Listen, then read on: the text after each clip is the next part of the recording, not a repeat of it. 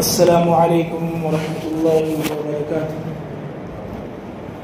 الحمد للہ وکفى وسلام علی عباده الذین اصطفى، اما بعد فاعوذ باللہ من الشیطان الرجیم، بسم اللہ الرحمن الرحیم۔ ان کنتم شہداء اذ حضر یعقوب الموت اذ قال لبنیہ ما تعبدون من بعدی قالوا نعبد إلهك وإله آبائك إبراهيم وإسحاق إلها واحدا ونحن له مسلمون۔ وقد ورد في الخبر عن النبي صلى الله عليه وسلم قال اطلبوا العلم ولو بالصين، وفي رواية عن ابن عباس رضي الله عنهما قال قال رسول الله صلى الله عليه وسلم اللهم إني أسألك علما نافعا ورزقا حلالا طيبا وشفاء من كل داء، وفي رواية قال اللهم إني أعوذ بك من علم لا ينفع ومن قلب لا يخشع ومن نفس لا تشبع ومن دعاء لا يسمع، أو كما قال صلى الله عليه وسلم۔ نہایت ہی محترم و مکرم حاضرین سامعین، اللہ رب العزت کا بے انتہا شکر ہے، کرم ہے کہ اس نے ہمیں ملت اسلامیہ کے ساتھ وابستہ فرمایا، اور دعا ہے کہ اللہ تعالیٰ اسی ملت پر کلمے کے ساتھ ہم تمام کا خاتمہ مقدر فرمائے۔ عزیزان گرامی قدر، ابھی میں نے آپ حضرات کے سامنے قرآن مقدس کی ایک آیات اور احادیث میں منقول دو دعائیں اور ایک علم دین حاصل کرنے کی، بلکہ علم حاصل کرنے کی فضیلت والی روایت پیش کی ہیں۔ آیت میں نے جو پیش کی ہے اس میں اللہ تعالیٰ نے حضرت یعقوب علیہ السلام کی وفات کے موقع کی منظرکشی کی ہے، اور اللہ تعالیٰ ہم لوگوں سے خطاب کرتے ہوئے پوچھ رہے ہیں ام کنتم شہداء اذ حضر یعقوب الموت، کیا تمہیں معلوم ہے، کیا تم نے نہیں دیکھا، کیا تمہیں اس بات کا یقین نہیں ہے کہ جس وقت حضرت یعقوب علیہ السلام کا موت کا وقت قریب تھا، آپ علیہ السلام اس دار فانی سے دار بقا کی طرف کوچ فرما رہے تھے، تو انہوں نے اپنی اولاد سے کیا کہا، کیا عہد و پیمان لیا، ان لوگوں سے کیا بات چیت کی، ان لوگوں سے کن خیالات کا، کن جذبات کا، کن احساسات کا اور کس قسم کی فکر کا اظہار فرمایا، کیا تم جانتے ہو؟ محترم حاضرین، معلوم ہونا چاہیے کہ حضرت یعقوب علیہ السلام کے والد محترم حضرت اسحاق علیہ السلام، ان کے والد محترم حضرت ابراہیم علیہ السلام، پھر حضرت یعقوب علیہ السلام کی اولاد میں حضرت یوسف اور بنیامین اور دیگر بنی اسرائیل کے انبیاء اکرام علیہ السلام، یعنی ایک ایسا شخص جس کے باپ دادا بھی نبی ہیں، جس کی آل اولاد بھی نبی ہیں، اور وہ اس دنیا سے جا رہا ہے، تو اس وقت وہ اپنے اولاد کو نصیحت کر رہا ہے، اپنے اولاد کے دلوں کو جھنجھوڑ رہا ہے، اپنے اولاد کی تربیت کر رہا ہے، اپنے اولاد کے اندر کا جو اپنے اولاد کے اندر کی جو حقیقت ہے اس کو جانچ رہا ہے، جانچتے ہوئے اپنے بچوں سے پوچھ رہا ہے، کیا پوچھ رہا ہے؟ آج کے لوگ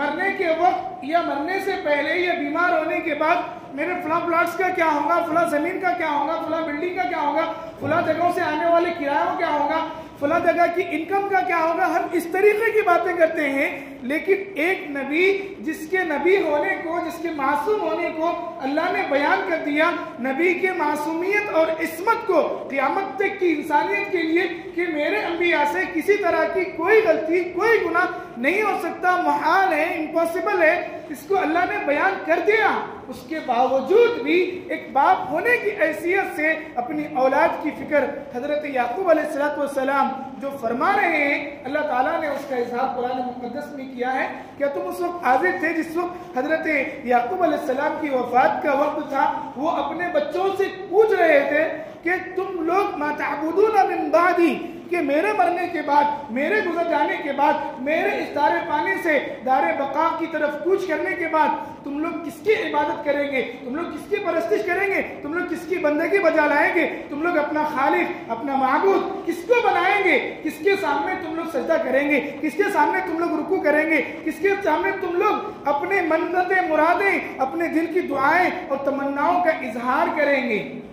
تو وہ بھی نبی کی تربیت یافتہ نبی کی اولاد تھی۔ ان لوگوں نے کہا قالوا نعبد الہک و الہ آبائک ابراہیم و اسماعیل و اسحاق الہ واحد، کہ ہم آپ کے بعد آپ کے آبا و اجداد حضرت ابراہیم، حضرت اسحاق اور حضرت اسماعیل علیہ السلام کی ملت پر، ان کے دین پر، ان کے اعتقادات پر اور ان کی فکری اور ان کی سوچ کے خیالات کے مطابق ہم لوگ بھی اپنی زندگی گزارنے والے بنیں گے۔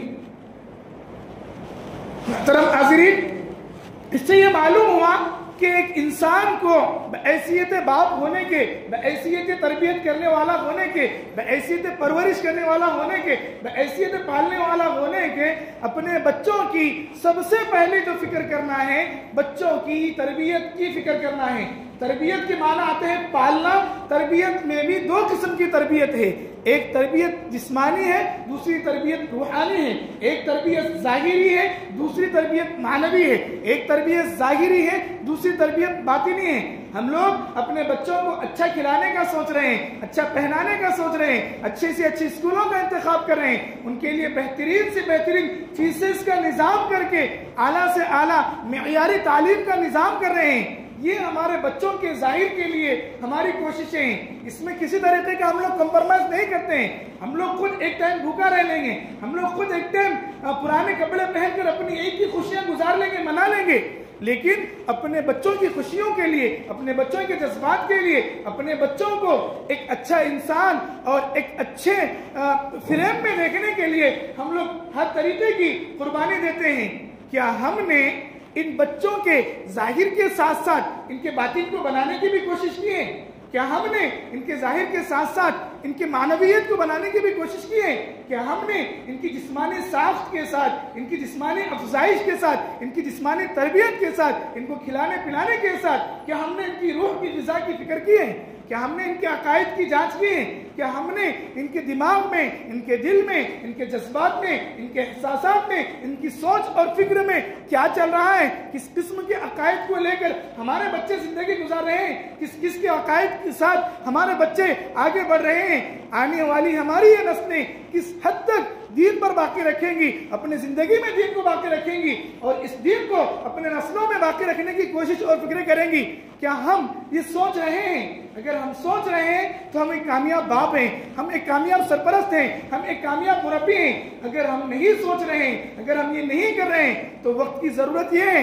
کہ ہم اپنے بچوں کی فکر کریں۔ اللہ کے نبی صلی اللہ علیہ وسلم نے اللہ سے علم نافع کو مانگا ہے اور علم ظاہر سے، علم غیر نافع سے اللہ سے پناہ چاہیے۔ علم نافع وہ علم ہے جو انسان کو انسانیت کی طرف لے جائے، علم نافع وہ علم ہے جو انسان کو امن و امان کی طرف، سلامتی کی طرف، امن کی طرف، محبت کی طرف، آشتی کی طرف اور رشتوں کو نبھانے کی طرف اور رشتوں کو سمجھنے کی طرف اور اللہ کے، کتاب اللہ کے، رسول اللہ کے اور دین کے سارے حقوق کو سمجھنے کی طرف ہمیں لے جائے، ہمارے بچوں کو لے جائے، ہماری سوچ اور خیالات کو لے جائے، ہمارے فکروں اور جذبات اور احساسات کو لے جائے۔ یہ وہ علم ہے جس کے متعلق اللہ کے نبی صلی اللہ علیہ وسلم نے دعا کی ہے۔ حضرت ابن عباس رضی اللہ تعالیٰ عنہ راوی ہیں، اللہم انی اسألک علما نافعا۔ اللہ کے نبی صلی اللہ علیہ وسلم جیسی ہستی جنہیں سب کچھ دیا گیا، کائنات کے اولین اور آخرین کا سردار، خاتم النبیین، سید الکونین والآخرین، اللہ کے نبی صلی اللہ علیہ وسلم کو اللہ تعالیٰ نے بنا دیا، تو وہ ہستی کو علم نافع طلب کرنے کی کیا ضرورت تھی؟ اللہ تعالیٰ نے سب کچھ آپ کو بن مانگے عطا فرمایا، اس کے باوجود آپ علیہ الصلوۃ والسلام اللہ تعالیٰ سے دعا کر رہے ہیں، اللہم انی اسألک علما نافعا، اے اللہ میں آپ سے علم نافع کو مانگتا ہوں، نفع دینے والے علم کو مانگتا ہوں، مجھے گناہوں سے بچانے والے علم کو مانگتا ہوں، مجھے گمراہی سے بچانے والے علم کو مانگتا ہوں، مجھے ضلالت سے بچانے والے علم کو مانگتا ہوں، مجھے تیری طاعت اور تیرے خوف و خشیت، تیری رضا اور رغبت کی جانب لے جانے والے علم کو مانگتا ہوں۔ اس طریقے سے ہمارے آقا علیہ الصلوۃ والسلام نے ہمارے رب سے دعا کی ہے، ہمیں سکھایا ہے۔ زمزم پینے کے موقع پر ہم لوگ یہ دعا پڑھتے ہیں، تو ہمیں اس دعا کا اثر، اس دعا کے حقیقی جو جذبات ہیں، اس دعا کی جو معنویت ہے، اس کو اپنے اندر لیتے ہوئے اپنی زندگی میں اپنانے کی ضرورت ہے۔ پیارے آقا صلی اللہ علیہ وسلم نے اللہ تعالیٰ سے دعا چاہیے، اللہم انی اعوذ بک من علم لا ینفع، اے اللہ میں ایسے علم سے آپ کی پناہ چاہتا ہوں جو نفع بخش نہ ہو، جو مجھے ہدایت کی طرف، جو مجھے راہ راست کی طرف، جو مجھے تقویٰ اور خشیت کی طرف، جو مجھے آپ کی معرفت کی طرف، جو مجھے آپ کی طاعت اور بندگی کی طرف جو علم نہ لے جائیں، ایسے علم سے، گمراہی والی سوچ سے، گمراہی والے افکار سے، گمراہی والے خیالات سے، گمراہی والی سوچ سے میں آپ کی پناہ چاہتا ہوں۔ ہمارے نبی نے ہمیں سکھایا ہے، تو ہمیں یہ سیکھنا ہے، ہمیں اپنی زندگی میں اپنانا ہے، اپنے بچوں کی ظاہری تربیت کے ساتھ ان کی معنوی جسمانی تربیت کے ساتھ ان کی روحانی تربیت کی فکر کرنا، یہ والدین کا ایک بنیادی فریضہ اور ذمہ داری ہے۔ اسی میں اپنے بچوں کے لیے اچھے اسکولوں کا انتخاب، اسی عنوان پر آپ حضرات کے سامنے اور تفصیل سے بات کرنا ہے کہ ہمارے بچے کہاں جا رہے ہیں، ہمارے بچے کیا پڑھ رہے ہیں، ہمارے بچوں کی سوچ اور فکر کس طریقے کی بن رہی ہے، ہمیں اس کا احساس نہیں ہے، ہمیں اس کا ادراک نہیں ہے۔ اپنے بچوں کی صحیح تربیت کے لیے، ان کی سوچ اور فکر کو صحیح بنانے کے لیے، ان کے لیے صحیح اسکولوں کا انتخاب کرنا یہ وقت کا تقاضا ہے۔ اللہ تعالیٰ سے دعا ہے کہ اللہ تعالیٰ ہمیں اپنی اولاد کے لیے اچھے اسکولوں کا انتخاب کرنے کی توفیق عطا فرمائے۔ وآخر دعوانا الحمدللہ رب العالمین۔